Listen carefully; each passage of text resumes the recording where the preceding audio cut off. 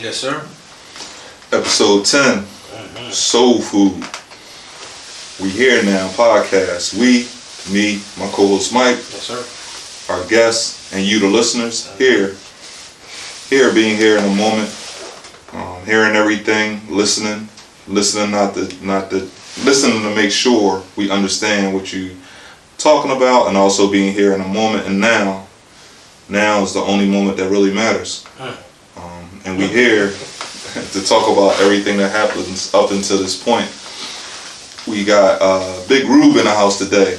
Yes, sir. Got my man. I'll just say he is the wave. He's been part of a lot of iconic. I'll say movements. Movements. Yeah. One of them that you may be familiar with is the Throwback jerseys. He's a cameraman. He once sold water ice, right? Water ice. Yeah. He's a photographer. He's a chef. He's just unlimited. So, Rube, can you introduce yourself? Yo.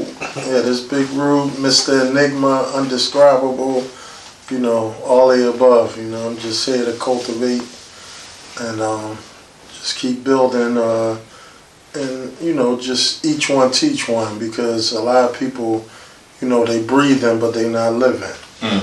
That's heavy. So let's jump right into it with Soul Food, man. I know I named the episode Soul Food because Big Crit and what he was talking about, like what happened to the soul food. But can you get into what's the difference between soul food and black folks cooking? Well, soul food is something we didn't come up with. Most of our culture, black folks, we think, soul food, that's our cooking. But think about every ethnicity in the world. If you identify their cooking by their ethnicity. You eating linguine, that's Italian. Lo mein, that's Chinese. You eating strudel, that's German. And we can go on and on. Yeah. But when they come to us, they reduce us to soul food or southern cooking. And, if you do your research, we didn't name it that.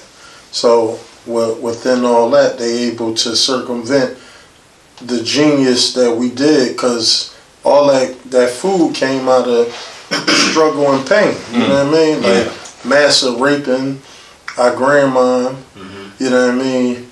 Getting whooped, all that stuff. But what we put on that plate brings smile to your face.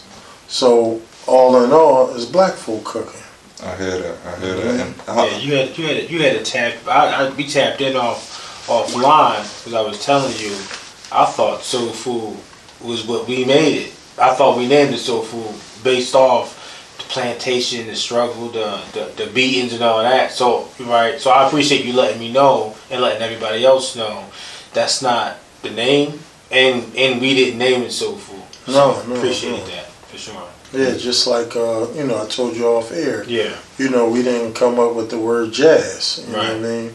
Them white Jews, they came up with that. You know Right. what I mean? And they marketed it, and the icons, they didn't never agree with that. Good. Can you talk about? You said Miles Davis called it. Yeah, Bourbon Street Blues. That's what, and really black. You see, he always says black music. You know what I mean? He's on record as saying, they say, I hate that word because we didn't come up with that. You know what I mean? So they was able to take the genius that we made, monetize it, and it got out of our hands. Talk about creating, man. We just grabbed some of the sandwiches from out the kitchen. You chefed up some some chicken sandwiches. So when did you start with the cooking outside to sell to people? When did you start doing that? How'd that come about? Well, I've been cooking over 30 years. I worked in kitchen as a teenager, and it's like about 2012, I did a photography job for Zavino Pizza and Wine Bar. Okay. And I told, the owner, I said, man, I make a mean lasagna. He was like, I said, it's documented in Time Magazine. And he was like, man, let's do it. Let's do a guest chef thing. So, all right, I did it. And that's what I was calling it at the time, my guest chef. And like 4 big giant pans sold in less than 2 hours. Wow. Yeah. Boom. I'm like, the light bulb just went off. It's like all the other restaurateurs in the city, my friends. So I called them up like, Mom, I want to do guest chef. And it was like, whatever you want to do. Okay. It's carte blanche. And it just kept steamrolling, just opening up my menu book. And, here we are 8 years later. That's love. That's love. And, about to open up brick and mortars, 2 ghost kitchens. And sometimes I really do have to pinch myself like, wow, people travel from all areas to, come meet me, come eat my food, and I don't take none of it for granted. I'm still shocked by it. Like, it humbles me like, wow, it always surprises me. Yeah. It's a ghost kitchen. Pop-up? Well, no, so a ghost kitchen is, they popping up all over America. Okay. So it's a building with like 3 or 4 floors, and they have individual kitchens like the size of the studio. And like, especially like the big chains are going in there, like one that I'm in, you got Wingstop, you got Chick-fil-A, all of them. So at the end of the day, like when you order off the food apps and you thinking, oh, it came out of a Chick-fil-A or Burger King location, it came out of a ghost kitchen. Okay. You know what I mean? They keep their overhead down and everything. So, I'm getting an order and everything, and the food app, the Grubhub and all that, they coming and get it. So I'm opening up 2 of them in the next few weeks. Yeah, they always, people always asking me, is that chicken like that? Like, as soon as I post your John, they call me up. My neighbors call me. They're like, is that Big Rube from WIP? Is this chicken like that? Do it really taste like that? I said, I tell them, go find the proof is in the pudding. I said, go check. He ain't far. I said, no, he ain't far. But can you talk about that? Because I know, I believe there was an interview before, and somebody kind of said, mentioned that you work for WIP or that you work for the newspaper, and you corrected them by saying, you've been working for yourself since you've been 19. Yeah.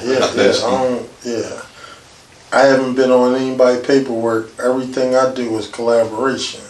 You know what I mean? Like, we come up with a partnership. I don't stand for that. Like, I come from my maternal and paternal side of my family. We business owners. Okay. You know what I mean? My mom and my grandma been seamstress working for themselves since I was a kid. Okay. You know what I mean? My father owned Muhammad Steak and Takes. Okay. You know what I mean? Like, my grandfather was a mechanic. You know what I mean? So I don't know about working for people. Yeah, I did that to see, I worked at Burger King when I was a teenager, Holiday Inn. Right, absolutely. You know what I mean? But all that, but I knew where I wanted to be as a man. You know what I mean? Where was that at? Muhammad Steaks and Takes. Where was that? It was all over the city. Yeah. On 52nd and Media. Okay. 29th and Allegheny. You know, back because both of my parents was in the Nation of Islam when I was born. Gotcha. So, yeah. So you know what I mean? It's like I was thinking about where the Sister Claire Muhammad's is at. For some reason I went there. Bro. Oh, you went to okay. Mm-hmm. Yeah, so I know you paid homage to, I believe it was your grandmother. Yeah. By giving you that the recipe. You said this is where you learned how to cook your chicken from. Yeah, because I was right there at her knees. She was showing me stuff, and it wasn't nothing written down. It was all, feel. You know what I mean? A little bit of this, some of that. That's a real chef or cook, that a culinary person that you don't have to, everything down to a science. You know what I mean? You just, you see, like, y'all takes my chicken. Yeah. It's not, Yeah, I need some tips on lasagna, man. Yeah. Every time I make it just, we'll talk later. Nah, but that's, that's super loving. You talk about, so you went in on the food and where you come from. Then you talked about your family being seamstress, and that kind of ties into what you was doing with Mitchell and Ness somewhat, right? So can you go into the historical factors of that, because they were seamstress for some pretty high profile folks, correct? Yeah. So when I changed the whole branding and marketing scheme in Mitchell and Ness, it was a lot of inventory that was left over from, smaller sizes. I'm like, and they just sitting there. Well, I said, wow, these sizes can fit women. We tailor and dress them. I put them on Eve, Mariah Carey, Group 702. Remember that? Mm-hmm. Their album cover. Yeah, and it was, it was just like, boom. Next thing you know, New York Times, they interviewing me, and I'm on USA Today, like, wow, Big Rube then, made up the jersey dress. And, right. It was from there. And then so the jersey dress came before the throwback? No, it was all encompassing, but it was just like, that was something that we made an outlet for overstock. Okay. Yeah. And that was profit like crazy. Oh, yeah. That was like you said, that wasn't going to do nothing. Yeah. That wasn't going to do nothing at all. And you got some numbers from off of that. Yeah. So that kind of catapulted you through Mitchell and Ness, correct? As far as your position? Well, no. It was always. I came in, with it was always a partnership. Okay. I came in 2000, made my old partner Peter proposal, and my guy Set Free, he overseed everything. Mm-hmm. That was with AM1, and it's just like started from the bottom, and right. I was got this opportunity, but it wasn't nothing. The average person in Philly, they knew Mitchell and Ness, but they wasn't the customer, so I had to go out and find something to move them to buy that. So I went out and called record companies. I called magazines. They used to hang up on me because, I always tell people, close your mind now that you know the brand Mitchell and Ness, but think about that in the beginning, and it's always is a law firm. It sounds like a law firm. Right. And they used to hang up on me. Wow. I had to show up in person and show, my personality. Like, when I met Puff at Faith Evans' album release, and I went right up to him. I said, yo, I'm Big Rube. I'm that nigga. Like, he was like, that's, right. Gave me his number. Went to Daddy's house, We had scrambled eggs and bagels, He was like, we up in the studio, we took pictures. He was like, man, I fucks with you. Like, he said, you like big, like, nothing can hold you back, like you speak your mind. Okay. Right. So, I wound up chilling up there next 72 hours, taking me around, stayed at his crib in Park Avenue, and everything. We was just cultivating. It was just like, it was so up-tempo from there. It's like, so in the next couple of months, J video, I dressed them for that. Girls. Yeah. And then after that, MTV, they want to come and interview me. I'm like, I want, because I never, like, my whole intent was for the culture, for hip hop, showing, like, this is something that we love, the sports, the iconic fit, the silhouette. Right. And it was just like, no, we want to know your story, like, what makes this thing move. Right. So from there, it was just like, everything was blowing up and people wanted to interview me. Right. You know what I mean? That's like, I'm in Time Magazine, CNN, ESPN, did a whole sports center on me. Right. Like a segment, Today Show, MSNBC. Just back to back. Did you think it was going to blow like that? Or you was I saw it. No, I saw it. I saw it, but they didn't see it. Yeah, but anything that you see, but for it to happen in the physical, you gotta put your you know what I mean, your leg work in, but you know, it was way beyond my wildest dreams. No doubt about that. Right. Because it wasn't you know, that wasn't a national thing. That was a worldwide wave, Rube. Like that was. Took me all around the world. High school dropout. Okay, I hear that. That's super love, man. Yeah. So, where did you go first outside of the country that you saw the throwbacks, or that you saw the results of, you know, your wave? I went to Paris, England, all that. Like, I mean, just all the fashion houses was, you know, emulating. Yeah, the silhouettes, the color schemes, you know.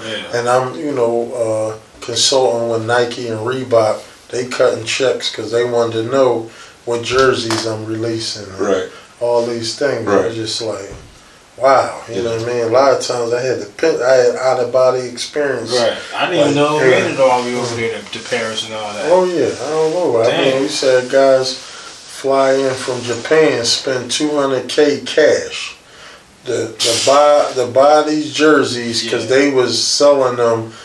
They were like a $300 jersey. They was selling them for $2,000 in Japan.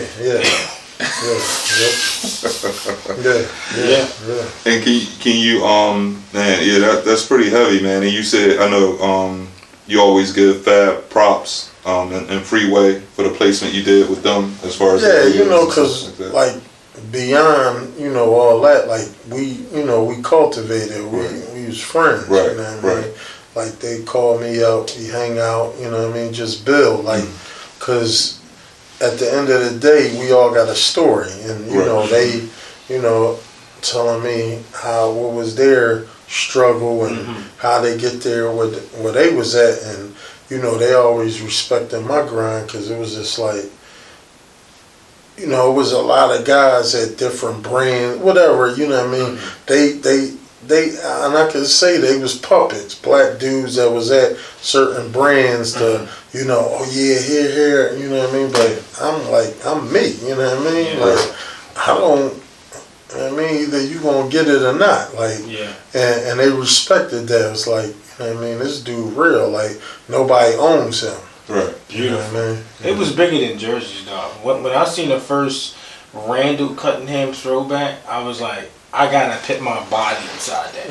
Because it was like, no, seriously, for me, I was like, it's culture. I was like, I can actually feel like Randall. Because that was my hero. So it was way bigger than just a piece of material. It was like, yo, you can actually live out that childhood dream. You scrambling like Randall. Yeah, are you playing like Barkley? It was crazy, man. And it was like that for everybody, even ball players, like you were saying about Iverson wearing they looked at Iverson jersey like it was a Celtics jersey. No, it was a Bill Russell jersey. You know what I mean? Like, so he the All-Star one? Huh? No, his regular. I thought you about when he wore 6 in the All-Star game. No, he wore after a game in Philly. He had on a Bill Russell throwback jersey, but it was Celtics, and you know that's our arch enemy. Right. So they were like, he caught so much hell. Yeah. And that's when I first started. WIP called me, and you know, wanted to interview me about that, and that's how our relationship started from there. Just from that though. And see, but. And that's what I mean about the way, right? Or who, not necessarily the way, but who you are. Because most people go in, do that interview, and that's it.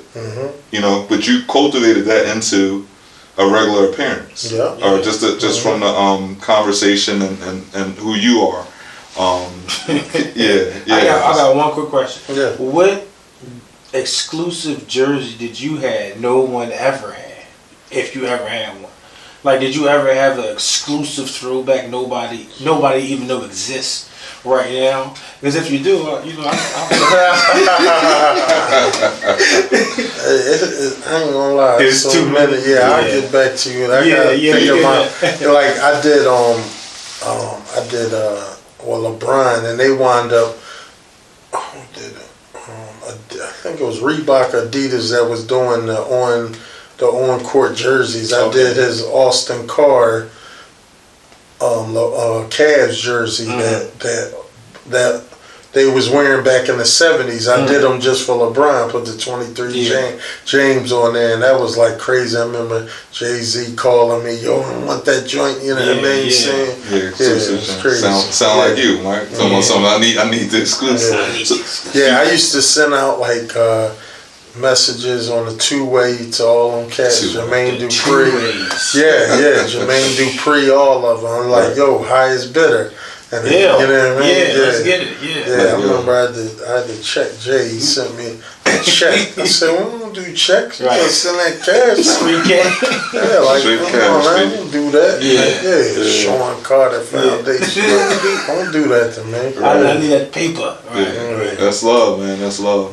So as far as can you talk about your folks being seamstress though, and their clientele? Because that you being around this, like you said, you saw it, you know, and that's just part of who you are, and it sounds like that's part of who your family was. Just being around, it. So my mom, you know, she used to make Belinda Ali clothes. That's Muhammad Ali. That's his second wife. You know what I mean? Like that's the kid. So I used to be right there. You know, Muhammad Ali held me when I was 3 months old.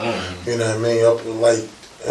We used to go up to the training camp up in the mountains, you know what I mean? And I was right there, and you know, just I was so lucky to get to be with Muhammad Ali in my grown years, and them telling me. I remember he pulled me in. He was like, "Boy, you got a pretty mama." Yeah. I never forget that. You know what I mean? Straight to me that. It was wild. I was like, wow, that's amazing. Like the fact that, you know, this human being, I always tell people, like, the impact that this man had. Like, I was so upset I wasn't able to attend his janazah, aka funeral for people who are listening and watching, because, like, man, you talking about heavy tears. Because, like I said, like, this man touched me. This man, I got to be with him in all phases of my life, because I sat across him at a banquet table. Puff gave him them and some other people gave him a banquet for his book that came out, The GOAT. You know what I mean? I was right there. I got a picture, boom, Puff, Muhammad Ali, Carson Daly. I took that picture, you know what I mean? And just like, dang, this universal spirit, because if you know, like, he's one of the less than handful of recognizable human beings, his face. Like, you go to mountains of Nepal, Tibet, and they know who this man is. Right. People that ain't even got no TV. They know who That's why you say universal soul. No doubt. That's cool. No doubt. It's not many of them, and he was one of them. Did him and X ever reconcile? You know? I'm not sure, but I mean, he talked about how, you know, their relationship should have been better. You know what I mean? He definitely. So, you know, but you know, to be human is to be human. You know what I mean? Right? Just his spirit was something else, because he didn't have to do that. He could have been just a well-behaved Negro, and you know what I mean? Like, he stood tall. He challenged everything, and that's why, you know, it's an old saying, and I always repeat it: well-behaved people are never remembered. You know what I mean? It's like, that's cool. And when as you talk about these things, man, it's definitely pretty heavy when you talk about folks like Muhammad Ali, in that picture that you talked about, that you captured. You know, a lot of people didn't get an opportunity just to be behind that lens, and sometimes I always say the picture is never as good as the experience. Like, you can try to take millions and millions of pictures and try to look at it, and you like, it ain't the same. But you still you got to do both though. You got to be within those moments and capture those moments. So can you talk about some of the iconic moments you were able to capture on lens?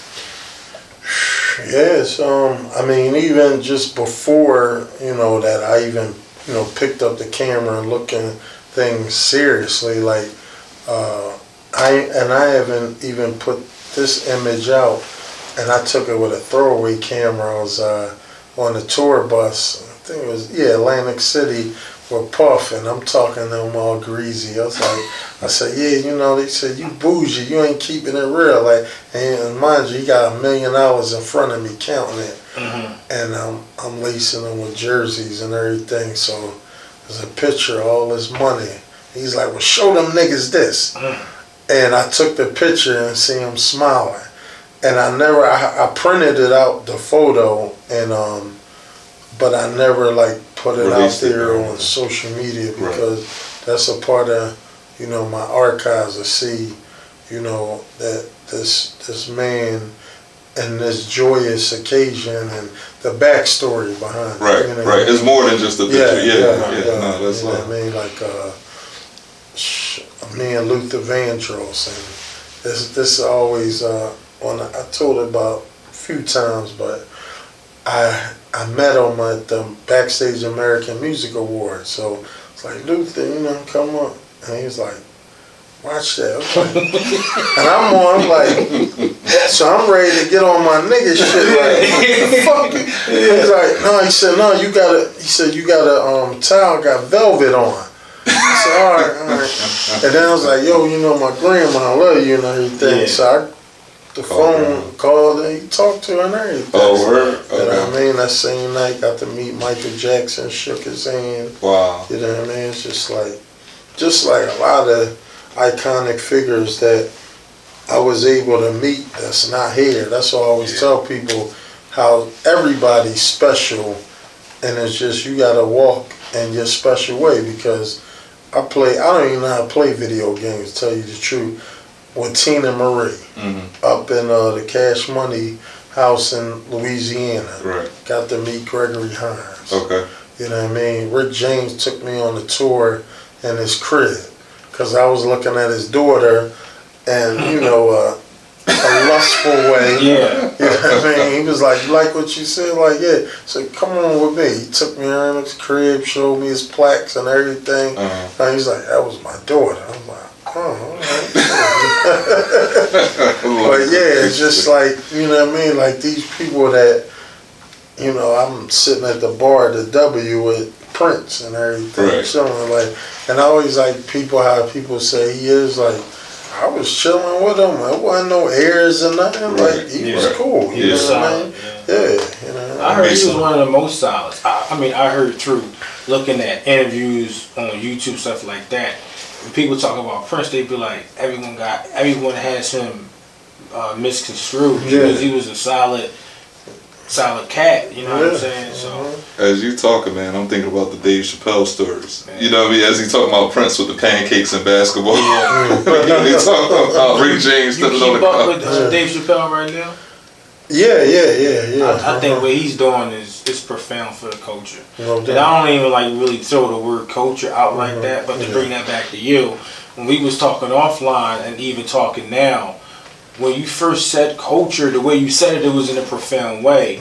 And listening to these stories and just seeing you know, being here, you allow culture to embody you, right? You look at culture the right way. So I respect that. Because it's just, everybody, we've oversaturated using the word culture so much now. It's almost like we've become vultures. Everything's culture this, culture that. And it's like, bro, you even know what culture really is? You feel what I'm saying? No doubt. Straight up, man. And I think you you embody it. Yeah. Like, and you try to bring people back to it. Like, as it goes astray. Facts. You know, I'm saying, we are the essence. Like, think about, and I said this, there's somebody else show, and I was just like, the things that we appreciate, we don't appreciate that it can't work without it. America can't work without us. So I'm like, what you mean? I said, well, name the things you like. What do you like to snack on? Well, I like certain chips. I said, well, you ever heard of George Crumb? Well, who's that? Well, it's a black man who invented the potato chip. Well, you ain't supposed to know that because you dropped out, Rube. You ain't supposed to know all that, man. That's the thing. Knowledge yourself. That's the things you're not going to find out in the classroom because because to empower you, me, you, the people that look like us, our spine gets straighter. Because I always, I drop jewels on young people, and I said, whether you want to go with it or not, it hit your cognitive. So your spine got, it ain't get always straight, but it got straighter because, you know what I mean, you getting these now, it's like, wow, the fact that when I go on, I said, when you go in the house, what you do? I said, turn on light. Well, you ever heard of Lewis Lattimore? You know what I mean? And these things, it's like, what you do when you driving and come to the trail. Yeah. Garrett Morgan. Yeah. You know what I mean? You enjoy the washing machine. All these things is no American experience without us. Right. So when you know that, you walk totally different. Yeah. You know what He I mean? said it straighten up your spine. Yeah. The only other person I've met that spoke about celebrities that they personally knew and had and spoke in the way you do, right? Like it's this it's the stigma of, if you know the Jay-Z's, the Princes, Michael Jackson. Rube, you saying some heavy names, but you just saying like, yeah, I was Prince, Michael Jackson. People have that thought, so it's like, man, I seen Michael Jackson. He was like, no, I seen Mike. I seen. Only other person I ever met like that was my OG Sadiq. He was like, yeah, I met Jay, talked to him. It was like, the first thing we gonna do is act human. I mean, because at the end of the day, if you draw the layers back, first of all, we breathe in the same air. First of all, if you draw the layers back, it's just crazy. My phone came out. No, like everybody, you have an ambition, your dreams, you hustle it. So at one time, we all started at the same place. Right. So when you come to that common ground, it's like, okay, man, we can communicate. You know what I mean? They respect that. They respect the authenticity. Right? Yeah. It's like, Puff was counting $1 million. And I'm like, come on, man. Like, all right, what is that? Jay, send the check. No, send that cash, Jay. Like, you know what I'm saying? They respect that, and I can only imagine that makes your relationship more real, more better, just more authentic within itself. Yeah, because, that's few in between. Like, when you get to that certain stature, you got people that just say, yes men to you. Facts. But you got somebody that's coming and disturbing all that. And it's like, well, he's unforgettable. You know what I mean? So, and it was real. It was genuine. You know what I mean? Because it's like this. At the end of the day, like, I had peers that I grew up with, and they thought I was the craziest man on the planet. Right. You ain't gonna happen, because I said I never knew exactly what it was, but I just knew that people was gonna know who I was. Yeah. That was my whole goal. I was like, my name is built for them lights. Right. And that's what I went out and did. It was like, because I used to be called, they used to call me Joe Familia. I'll never forget my first Source Awards, 2000. If y'all probably heard of it. They was fighting. They had to stop it and everything. Right there. So I'm sitting next to Lil Mo, and this is before Mitchell and Ness. Sitting next to Lil Mo, and I wish You dating Lil Mo now? I ain't know No, but I'm there. Like I went out to Cali with my homies and everything, and they couldn't find and this wasn't like the stars are here, this and that. Everybody's in there together. Right. Yeah. I'm talking to 8 Ball, MJG. I'm talking to Beyonce. And this was before the big Destiny Child thing. They walking around the lobby and everything. So I got my throwaway camera. I'm building with Kelly and all that. So I took this portrait of Beyonce, and I'm so mad I can't find it. And like when I see her and we talk about it and everything, she's like, damn, I wish you had it. It's like she remembered, because one thing when you get with any type of people and you do and say things, it always registers the next time, no matter what the time is. It goes by. So I'm there, but my homies that I went with, they were street dudes, and "Man, Rube, what you doing? You all Joe?" I said, "I'm be doing business with these people." Yeah. And I'll never forget that. You know what I mean? And they never forgot that. It's like, dang, you went out and made it happen. Because less than 6 months later, and I knew it. I wore my Dr. J 70, the first 77 jersey, and all the rappers, everybody like, yo, where you get that from? Right. And it was just, I was registering it. It was just like, okay, yeah. It was just that. I remember 8 Ball, all them cats, you know what I mean? And I ran into Beans there. He was like, man, you killing it out here. So, you know, 6 months later, you know, I made the deal with Mitchell and Ness, and it was just like... Oh, 6 months after that. Yeah. I mean, what that did for hip-hop was, it was a point where you couldn't have a video, you couldn't make an appearance without a throwback. Yeah. You know what I mean? Straight up. You want to know Jones? You cool? And then some hit you crazy in terms of the Tampa Bay Steve Young throwback. It was like, damn, he played for them? Like, I didn't even know. You know what I'm saying? No, that's absolutely heavy, man. But you talked about it from the very beginning. Being in the presence of somebody like Muhammad Ali, it gives you, like you said, straightens your back up. Yeah. Now it ain't too much that can happen that'll blow your mind, you know, because you've been around the greatest. Yeah. So and just that being able, I always say, if you can see it, you can be it, and just having that exposure, one of the lessons of having knowledge of self, right? That's heavy from a very early age, and to be around somebody the greatest. So you had that mindset early on. So you got to remember, them people, whether it was family or friends, they wasn't on that. You know, not at all. So, and you saying it already. So, like, for you to say something like that, like, only people that actually really know you, that been through that, can understand it.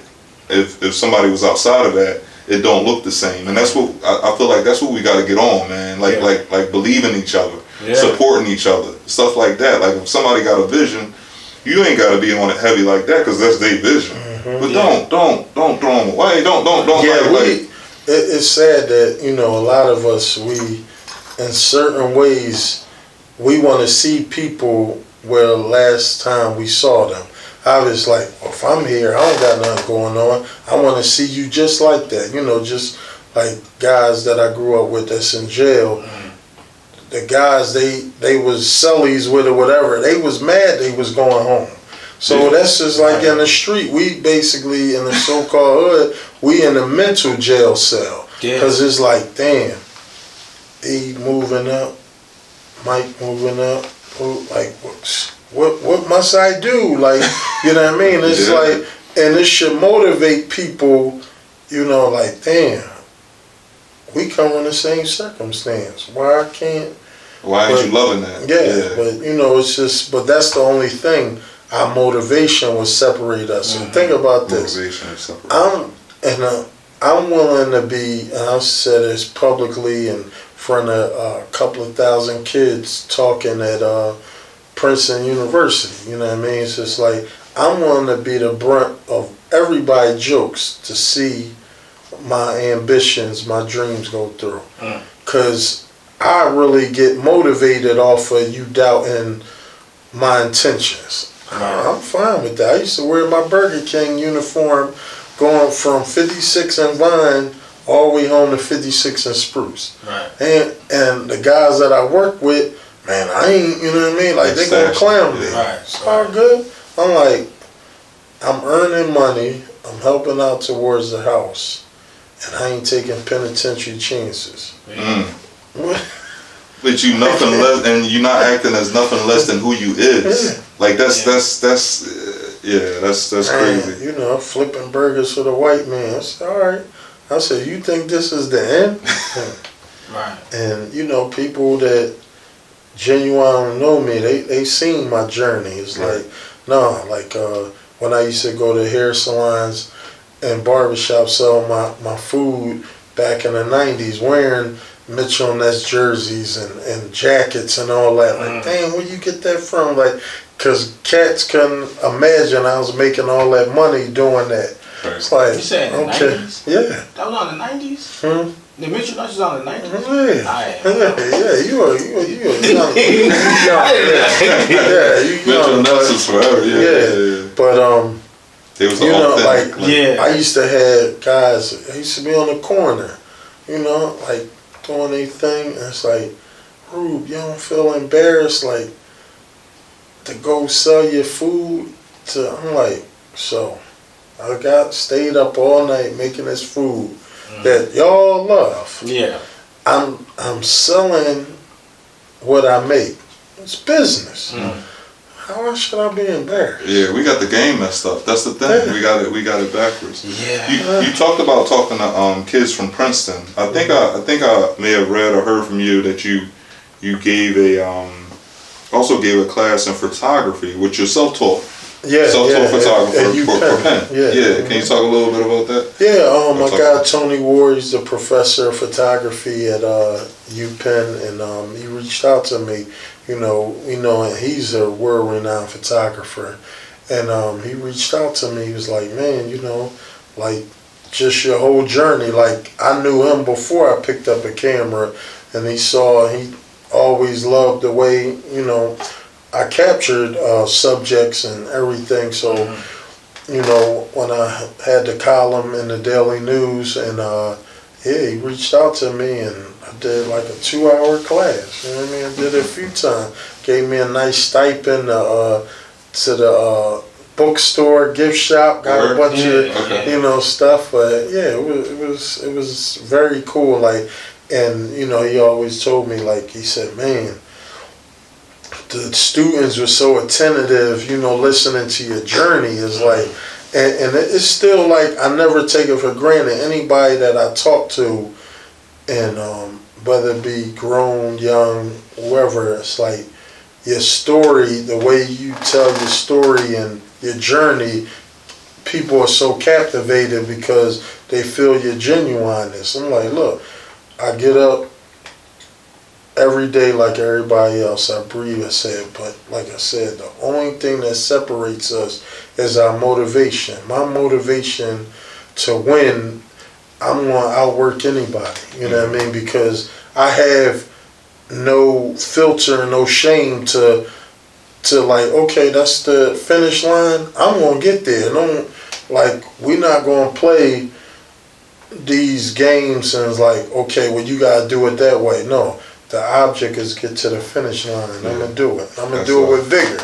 Right. You know what I mean? I just text my homie that, man. That's so crazy. Skin. Like I was just texting him about his son playing basketball and stuff like that, and I said, so just think about anything you ever really put your mind to. You got it. You went out and got anything you did. Anything else, you might have halfway did it and you ain't get it. But if you put your mind to it, you smashed it. For good or for worse. Like in the game on the streets, you wasn't heavy in it, and you got it. But if you did it for the right things, you do it. And I agree. That's the motivation is the separator. That's what separates all of us. So you know, I tell people, what's the difference between Queen Elizabeth and Elon Musk? Are they rich? I said, well, go put your hand on their nostrils. What's going to happen? They going to die. So, what's the difference? They breathe like you. Yeah, like, come on, man. It's like, you know, life is about simplicity, not complexity. But people look at, I got it. No. You got a goal and a plan. Like, you know, when I came up, I said, damn, you know, that Crown Fried Chicken, I didn't see nothing but our people. Now think about this. These some foreign so-called Arabs. They came and figured out some type of way, oh, black people like chicken, you know, steal our culture, and they selling it to us, and they make like, there's no way it shouldn't be a national black, but, well, that's going to happen with me, but fried chicken joint. And that's what, I mean, I'm going to do that. Everybody has them but us. Fried chicken, Church's chicken, Chick-fil-A, Chick-fil-A. And they come from us. So let's talk about that. Let's talk about you make fried chicken. Let's talk about the percentage of your sales. What percentage of that is from people that look like you? Less than 2%. You said less than? Yeah. Yeah, okay. Yeah. I'm not surprised. I don't have black customers. Right. Yeah, it's slim to none. Right. You know what I mean? Like I got. Wait, no, but. Why is that? My fault. Because black people buy fried chicken, right? Do black people buy fried chicken? Black people but they don't buy it from their own, or it's just like, I mean, that's so many layers of deep self-hate, you know. Right. It's a way, like, you know, a lot of black people said, well, if I can't do it, why should I give it to him? You know what I mean? So, and that's the thing, we should be intentional about that. We should be intentional about saying, I gotta give it to him. I mean, so one of the things I was listening to an interview where you were doing with somebody else, and I put my name up there and I said, "What's up?" And the young lady said, "Oh, that's E Says." And I didn't even know you were thinking about this stuff, but you were like, "Oh yeah, that's my man. He go out Chicago with my shirt on. He out Vegas. He start naming," and I'm like, I don't even remember that. Like Rube is like, I'm like, damn, that's love, but it's a way of showing love, and I've never seen you do anything less. Even though you just said what you said, not being supported by you never lean on that. Like you say, your motivation is what it is, but you always showing love, regardless of the arena that you're in. So that's well, pretty you cool. know, I firmly believe, you know, just with anything, if you have a product, you got to sell it.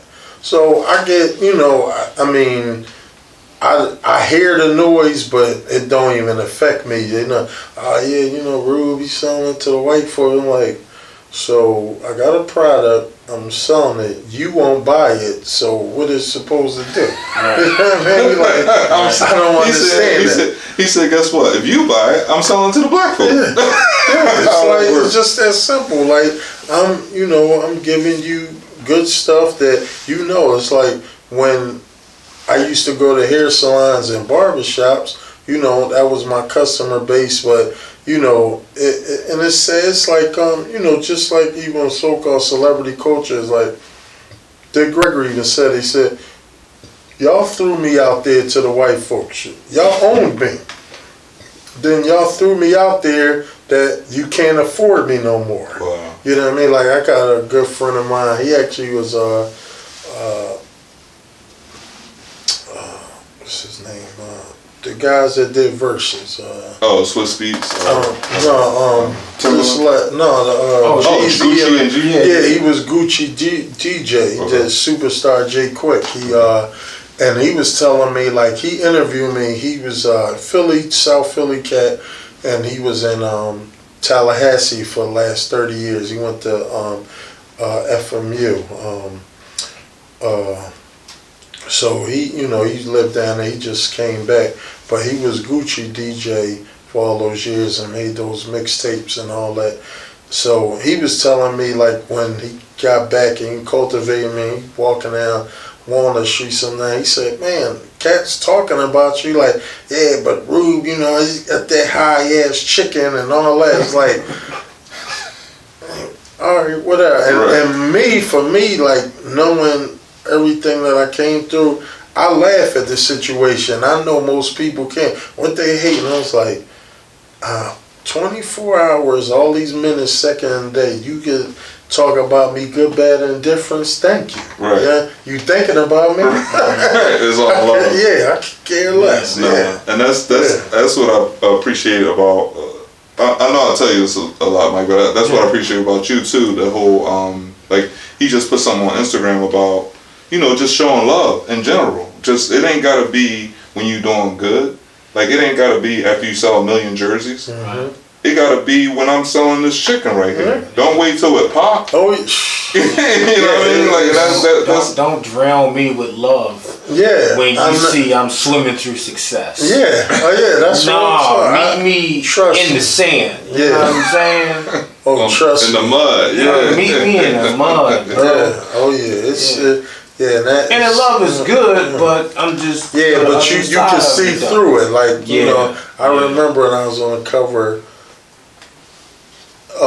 daily news, and it's crazy. Like Philly is just so fickle a town. They had like how I'm in Time Magazine and Sports Illustrated before I was in the Enquirer, the Daily News. That's literally that.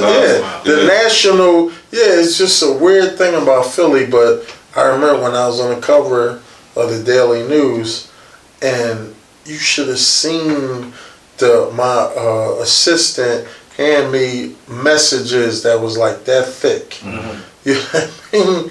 It's like you weren't here yesterday. Yeah. It was like you just got here. Yeah.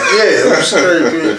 Yeah, calling. It was like, wow. But that's the thing. People gonna catch up, man. I tell my daughters that all the time. Be who you gonna be. Yeah. People will catch up. Mm-hmm. You know, like be the. And I know I keep saying the word "wave," but be your greatest. Be great every day. I always tell my daughters, have fun, be great, and don't worry about it. If people don't get it, the world will catch up. Yeah, because as long as you're authentic, you're gonna be straight. Well, you know, if you can't win the race, looking back. Yeah, 100%. Yeah, you know what I mean. The finish 100%. Line. Yeah, think about that. If you trying to climb Mount Kilimanjaro and you look down at that height, your mind gonna play tricks on you. Like, I can't do it. Nah. Yeah. You know what I mean? Get to that peak. That's where you want to go. So can you? So I've heard you answer a question before. What do you specialize in? And you said why? Basically, if it wasn't special, I wouldn't do it. So, kind of saying I do what I love, and that's what it is. Yeah. So it ain't no specializing. This is me. So I'm doing it because I think that's gonna be it. Can you talk about that? Yeah, I just I mean, everybody like that. It's like if something was special, like you'll wear the same thing every day. It's like you like a lot of different colors. You like to eat different flavors. So I think people should go in their interest level like that. It's like, okay, I like to build a roof. I like to, do plumbing. I like to be an attorney. Challenge yourself to all that.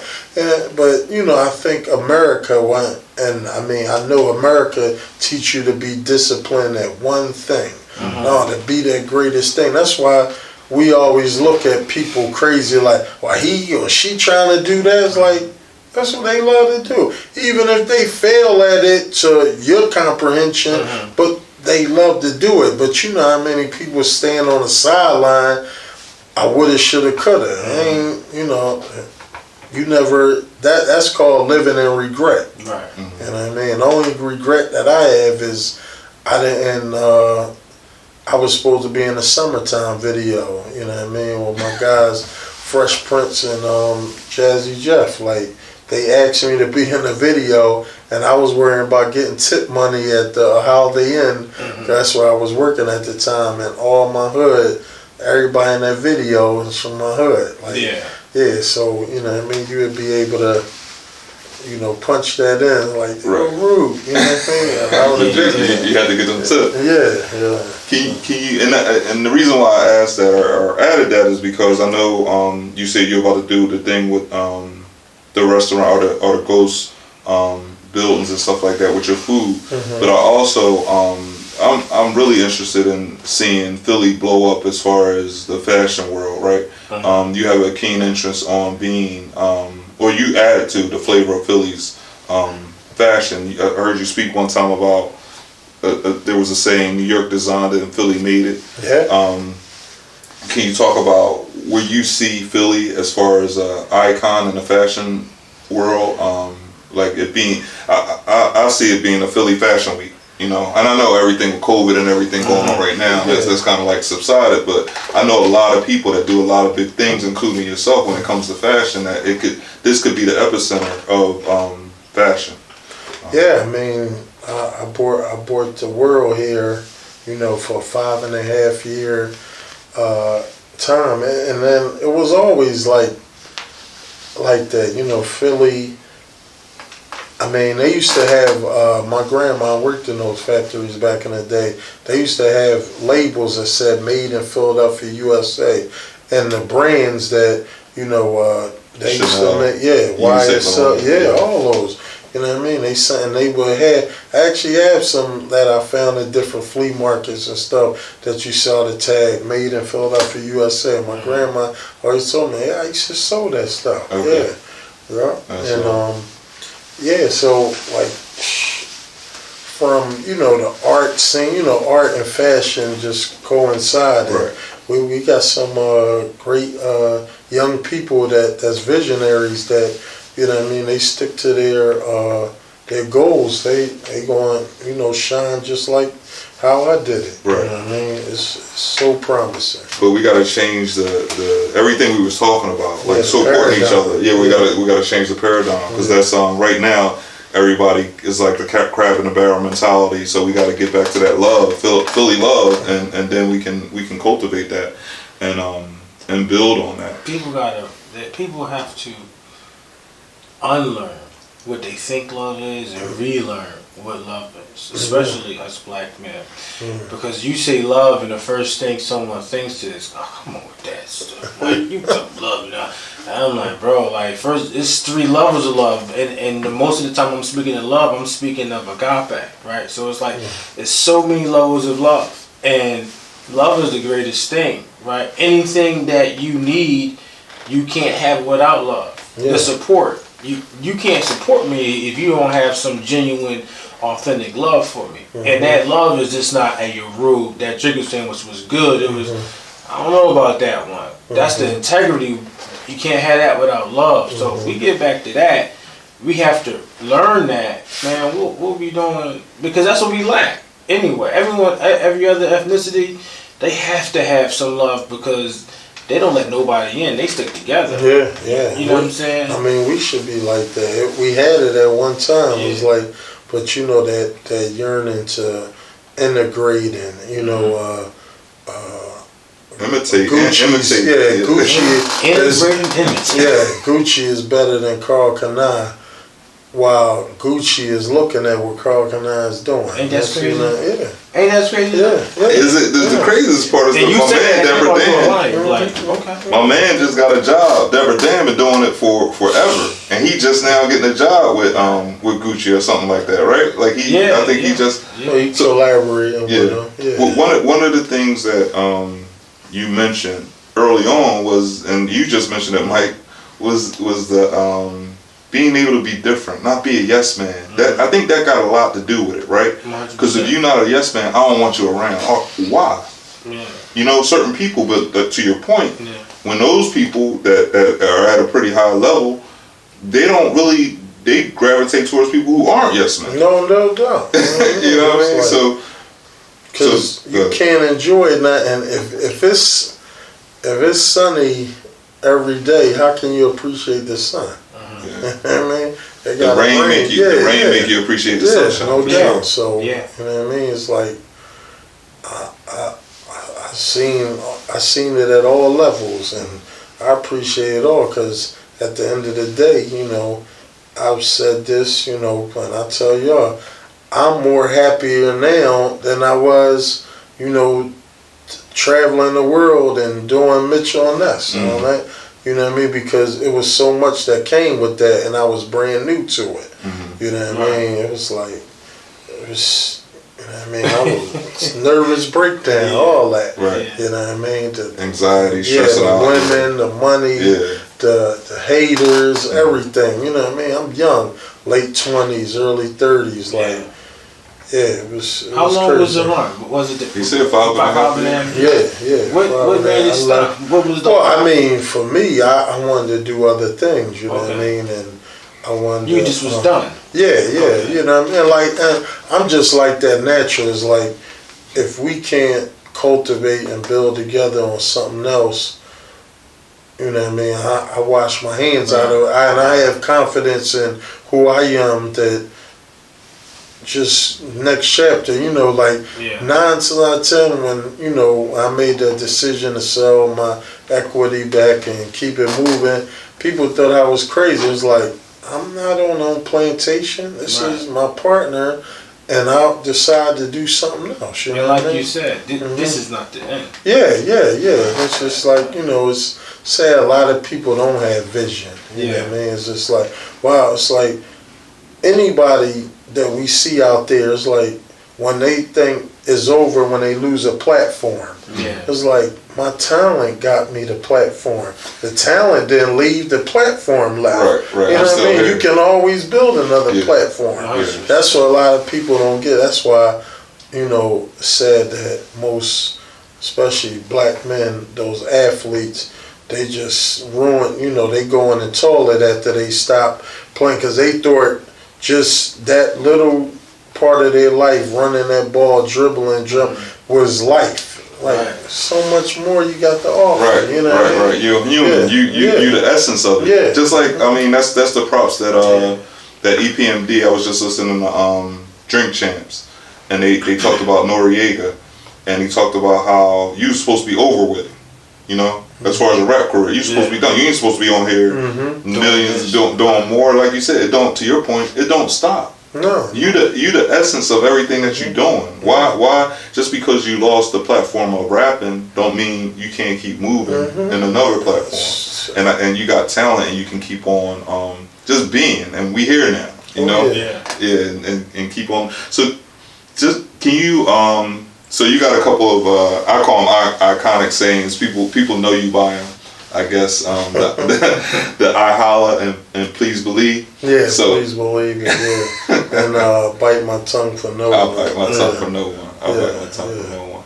Yeah, just you know, another like cultivating words is like I remember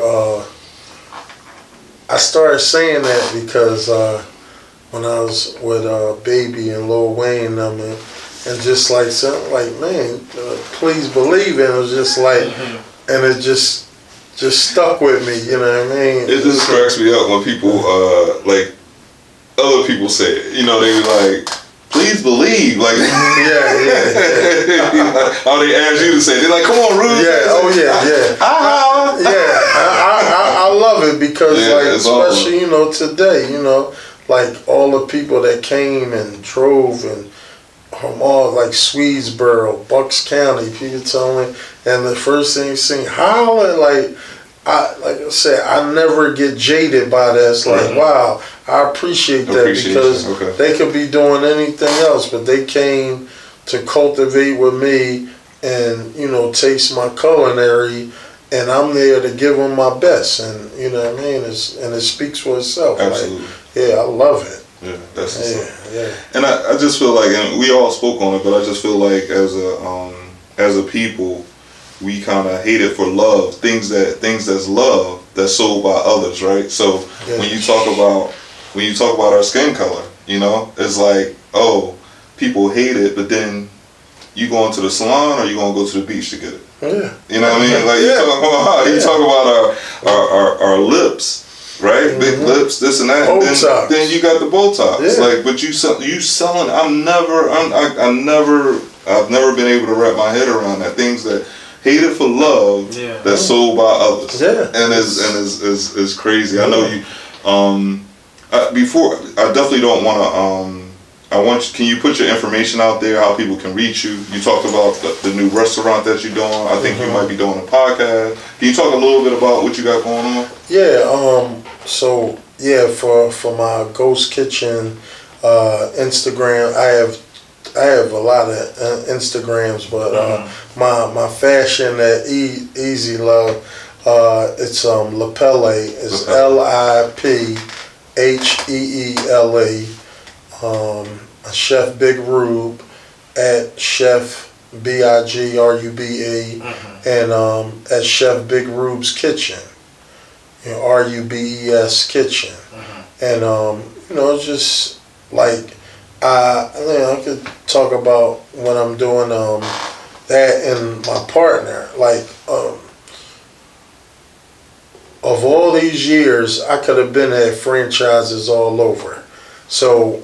My thing is about freedom and ownership because a lot of people you see that got things they don't own what they doing. Right. And I'm all about ownership. So all these years I turned down so much investors and everything because at the end of the day, I'm not going to bastardize me and my name just to say, oh, okay, I'm in the lights. No. Right. So my new partner, you know, is an amazing guy named Aaron Anderson. Okay. Look him up. You know what I mean? He's Anderson. a young, just a young power broker. Okay. And he came along, like I met him a year ago, and I was doing a catering job for the AKA residents on 30th and Walnut. Okay. So he came tasting my food, and he kept on coming back to my pop-ups, everything, hiring me for private dining and everything. And, you know, he came, like, during this COVID stuff, was like, yeah, Rube, I want to partner up with you. We split everything, and boom, boom, boom, bang. And, you know what I mean, like, we going to open up brick and mortars for all my concepts. I have Big Rube's Philly cheesesteak, Big Rube's breakfast sandwiches, Big Rube's halal beef burger bar. You know what I mean? Like, all these going to be standing locations, how you see other, you know, restaurants, you know what I mean? And we going to open up franchises and everything. So, and selling the story, the history, like, we not pulling no punches on, you know, giving you a mayonnaise version of our culture. Like, basically, you're going to see Jim Crow signs in these outlets. You know what I mean? It's like anybody that want to, be it whatever so-called ethnicity is, they want to buy into the business and the franchise, be a franchisee. Like, oh no, we're not going to edit nothing. Right. It's like, no, this cuisine came out of struggle and pain. You know what I mean? And we telling the story. You know what I mean? Like, I got signs. I found signs at different flea markets. You know what I mean? Like, just propaganda signs. You know, all Jim Crow signs. All that. It's like, no, this is what made this. You know, one begets another. Okay. So, you know what I mean? Just, and that's the whole thing about what we doing is like, the story is everything. It's like, you gonna buy into the flavor because the story is so genuine. Yeah. Feeding your body and your mind. Yeah, Double real talk. touch. Yeah. Eat. The Yeah, it's so important. soul food, You know what I mean? Or black folks cooking. Yeah. Nah, I appreciate you, man. From selling water ice to the maintenance man to the stats guy. You were stat, right? Yeah. Stats guy. I do a little research, man. Yeah, I love it, man. That's what's up. Yeah. No, we appreciate you, Mike. You got any Mix-a-Line. It's up Chestnut Hill. It's up Chestnut Hill, Germantown Ave, and the thought escapes me. So I'm gonna double up next week. Right. But check out Mix-a-Line. They up there, just opened up for the females. Go in there, get your hair done. I think it's facials as well. Again, I gotta double up next week, but I'm still gonna give y'all some love for the fam. Mix-a-Line up Chestnut Hill. Go check them out, ladies and Mercedes. My fault. I gotta come on, run off real quick. My man Hart, he got a moving. He do pretty much anything you need done. No jobs too big or too small. Damani, I'll post to his sister Lulu Stunner. She got pop-ups like as far as fashion and stuff like that. And two of my banana pudding connects. My cousin Janine and also Nana Pudding. Mike, that's above folks, right? Yes. With the Nana Pudding, and of course, go check out Rube. Please go get one of them sandwiches, man. Don't ask me. Go see. Go see it for yourself. But I'll stamp it. I'll stamp it all day long. Like you said, Rube got people that call him all the time. They on their way. Yeah. They still on their way. Yeah. But Hold on. I never understand. It's like how I respect you. You know, we got history, but the DM thing, like, because I ain't gonna lie, I'm not that savvy with the social media stuff, and I never even wanted to join it. Yeah. But like people, the DMs come, I want to get with you, Rube, and I'm like, okay, and I just, if I know I can get to see somebody personally that I want to do business with, that I admire, wouldn't you go see them physically?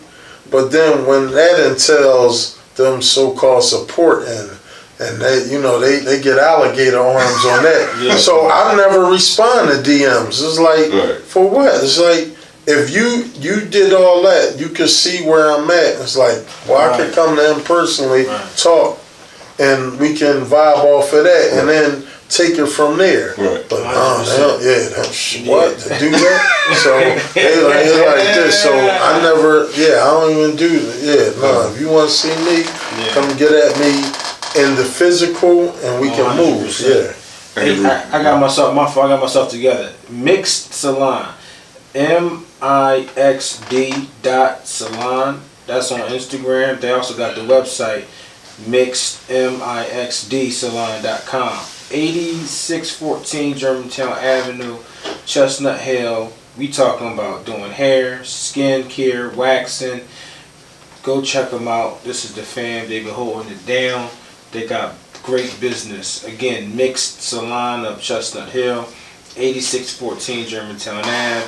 Catch them on Instagram, mixed MIXD.salon. Boom. All right. Good stuff together. Hey, Rube, man, appreciate you, man. Appreciate your time. Thanks for having me. Appreciate you, man.